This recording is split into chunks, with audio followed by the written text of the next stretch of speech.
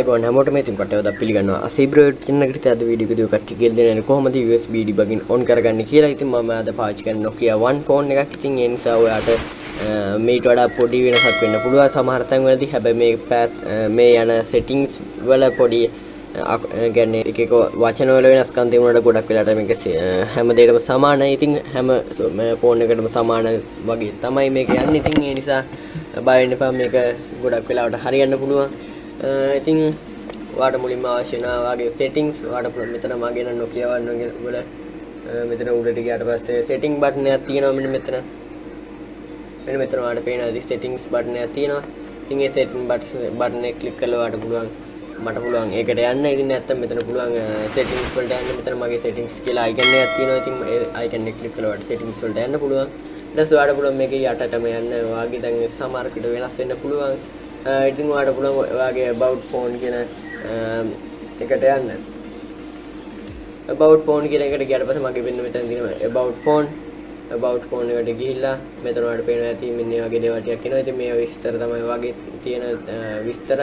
ඉතින් ඔයාලට පුළුවන් මේ විස්තර බලා ගන්න මෙතන. ඊට පස්සේ ඔයාලට මෙතන පේනවා build number කියලා. ඉතින් ඔයාගේ මෙතන යන path එක වෙනස් වෙන්න පුළුවන්. ඔයාලට පුළුවන් ඔයාගේ settings වලට ගිහලා උඩ තියෙන search button එක මෙන්න වගේ ඒකේ search කරන්න පුළුවන් build number කියලා. නැත්නම් ඔයාලට පුළුවන් about phone කියලා search කරන්න. about phone වල build number කියලා search කරන්න පුළුවන්. ඉතින් about phone එක ගියාට පස්සේ මෙතන build number එක තියෙනවා. දැන් ඔයාලට පේනවා මගේ මෙන්න වගේ build number එකක් තියෙනවා.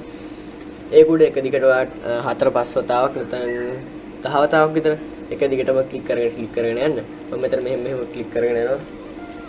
එතකොට ඔයාලට පේනවා තියෙන no need you are already a developer කියලා තියෙනවා. ඔයාගේ වෙන්නේ ඔයාගේ එතකොට පෙන්නයි මේක එක දිගට 5-6 වතාවක් click කරනකොට you are now developer කියලා. ඉතින් ඊට පස්සේ ඔයාලට මෙතන ඔයාලට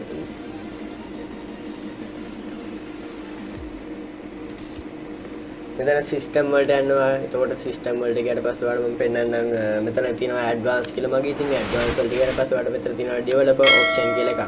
ඉතින් ඔයාලට පුළුවන් මෙන්න developer option එක open කරගන්න තමයි අපි මේ අර වගේ build number එක උඩ touch කරගෙන ගියේ. ඉතින් ඔයාලට පුළුවන් මෙන්න වගේ build number එක open කරගෙන මෙතන developer option on කරගන්න. ඉතින් මේක developer option ගැන අපිට ගොඩක් phone එකේ දේවල් කරගන්න පුළුවන් වෙනවා. ඉතින් ඒ නිසා ඔයාලට මේක අනිවාර්යෙන් enable කරලා තියාගන්න.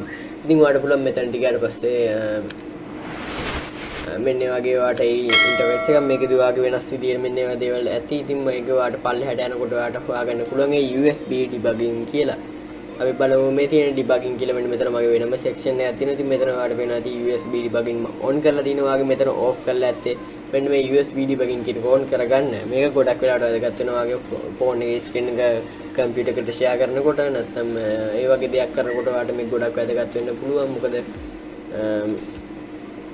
USB හරහා කරන සියලුම කටයුතු පාලනය වෙන්නේ මෙන්න මේක නිසා. ඉතින් මේකෙන් අපි මේක enable කරලා තියන්න ඕනේ. නැත්නම් ඔයාගේ USB debugging enable වෙලා නැත්නම් USB හරහා කරන දේවල් ගොඩක් ඒවා අපිට කරන්න බැරි වෙනවා. ඉතින් ඔයා මේක on කරගත්තට පස්සේ ඔයාට පුළුවන් මෙන්න මේ වගේ මම වගේ screen එක share කරන්න computer එකට. ඉතින් ඔයාට ඒ වීඩියෝ එක මම ඊළඟට දානවා. ඒ වීඩියෝ එකේ link එකත් බං පුළුවන් නම් මේක යටින් description එකේ දාලා තියන්න. නැත්නම් comment section එකේ මම මේ link එක pin කරලා තියන්නම්. ඔයාට පුළුවන් ඒ link එක ගිහලා වීඩියෝ එක බලන්න.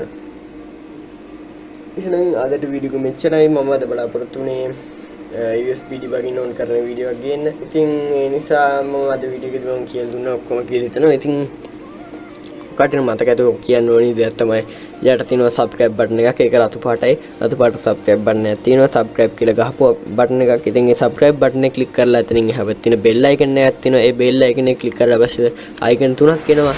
ඒ තුනෙන් උඩම තියෙනවා all කියලා icon එකක්. ඒ all icon එක දෙන්න. all icon එක දුන්නාට පස්සේ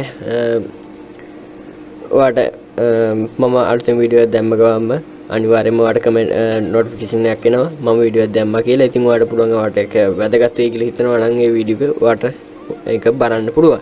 ඒ වගේම like කරන්න අමතක කරන්න එපා. යට දෙනවා ඊට පස්සේ share button එකකුත් තියෙනවා. ඒ share button එක click කළා වගේම තව මේ වගේ නම් හොයන යාළුවෝ ඉන්නවනම් ඒ කට්ටියට share කරන්න අමතක කරන්න එපා. එහෙනම් අපි මේ වගේම තවත් අලුත් වීඩියෝ එකකින් හමු වෙමු.